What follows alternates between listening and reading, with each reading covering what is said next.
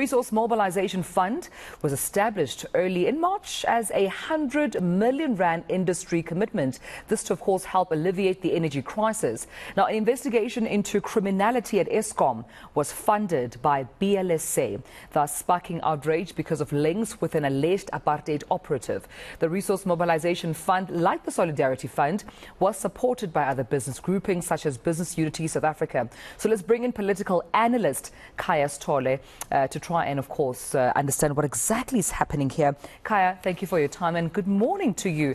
I mean, what questions should we really be asking in terms of governance in as far as BLSA is concerned in funding these investigations out of Eskom, given, of course, the close proximity that Andre de Ruyter had as board members of Eskom, and we know Busi Mavuso obviously leading BLSA.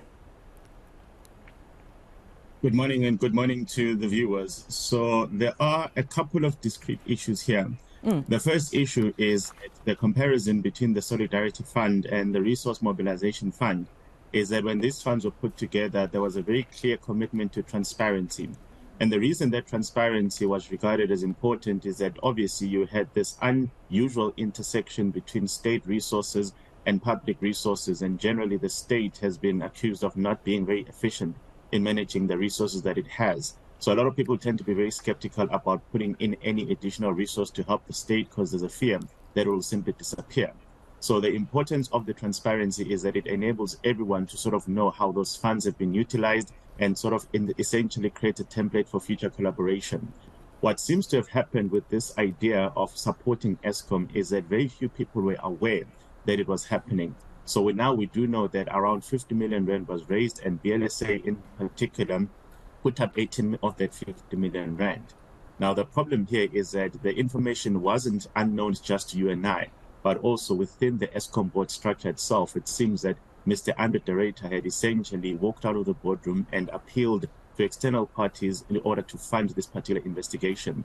And one of the curiosities that then emerges is how BLSA in particular, given the nature of the people that sit on its governance structures, who are the most brilliant business minds out there, how did they sort of reconcile themselves to the governance red flags that emerged there? Because the first question is, surely if an amount of this magnitude, whether it's 18 or 15 million rand, is to be advanced towards the cause of Eskom, it is the board of Eskom itself that ought to have sight or even oversight over that particular amount, rather than simply saying that we engage with one individual within a structure like Eskom. It really unfortunately raises a lot of governance red flags that we still haven't got clarity on. And also when we talk about funding here, we're talking the 50 million rand funding, which we understand a portion of that was raised by BLSA. Khaya, does it not revive some of the anxieties, long-standing anxieties, I have to say, surrounding private funding of what should be obviously independent state organizations? It does, and I think the most recent example that we have is what happened when Steinhoff said that they're actually going to assist the law enforcement agencies fund an investigation into Steinhoff itself. So it sounded remarkably unusual because it is unusual. And the reason it is unusual is that the state is supposed to be an equal opportunity player. The state should not discriminate between you and I. So if you and I are guilty of something or alleged to be guilty of something, the state has that carte blanche to simply say, we will test all allegations and decide on a conclusion. When it then turns out that an investigation is funded by one of the two implicated parties, in this case, whether you funded it or I funded it, it then immediately creates concerns about, well, will the conclusions ever say that you're guilty of something when the entire process has actually been funded by your own resources? So the source of those conflicts of interest have been well established. And I think in relation to the NPA itself, the solution has been to say, well, people shouldn't give money directly to the NPA. They should give it to National Treasury, and then National Treasury is going to do the distribution, because at least you cannot have someone approaching the NPA and saying, oh, by the way, I gave you 10 million and so you cannot investigate me. So that's how it's been managed in relation to that particular aspect. This conversation between BLSA and other organizations, I must say, and Eskom was a direct conversation, which simply meant that had it turned out that in the course of the investigations, one of the affected persons, whether it is a BLSA member or anyone else in a similar structure, had been implicated, it is difficult to know how these organizations would have reacted to that.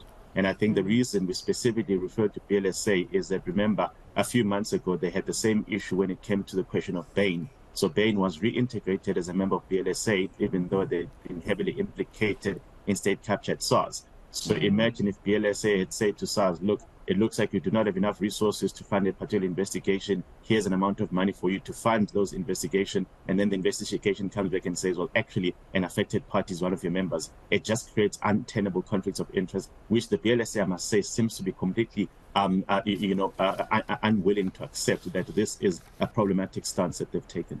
Okay, we have to leave it there. I appreciate you, of course, talking to us about this. Political analyst Khaya Sithole joining us, of course, right here on Newslink. Understanding that the Resource Mobilisation Fund, of course, some of the investigations that we're seeing, of course, against Eskom, at least with regards to what's been happening in the state-owned organisation, we understand now that some of that funding, of course, coming from BLSA into those investigations, a total disregard of, some of the governance protocols that have to be followed when it comes to dealing with an entity such as Eskom. Understanding best intentions obviously illustrated, however, grave disregard in this instance of the governance protocols.